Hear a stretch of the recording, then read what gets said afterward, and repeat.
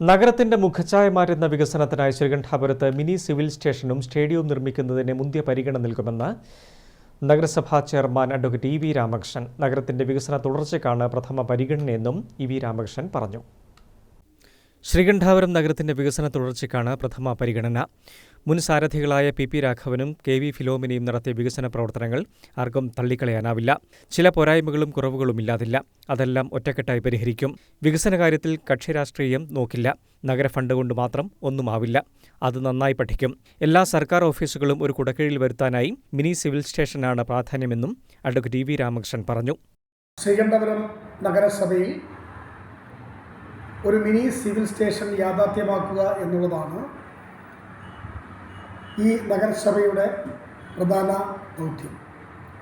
അതോടൊപ്പം തന്നെ ഒരു മനോഹരമായ ഒരു സ്റ്റേഡിയം നിർമ്മിക്കുകയും ചെയ്യും. ശ്രീകണ്ഠപുരം നഗരത്തെ ഒരു ഹൈടെക് സിറ്റിയാക്കി മാറ്റും.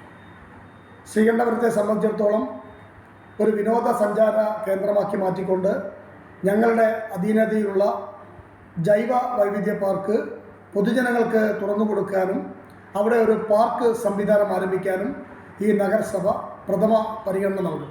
കോൺഗ്രസ് ശ്രീകണ്ഠാപുരം ബ്ലോക്ക് പ്രസിഡന്റാണ് രാമകൃഷ്ണൻ. തളിപ്പറമ്പ് ബാറിലെ അഭിഭാഷകൻ കൂടിയാണ്.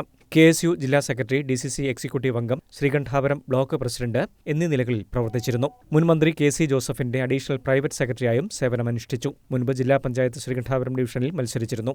കാഞ്ഞിലേരി സ്വദേശിയാണ് രാമകൃഷ്ണൻ. News bureau, Irikkur.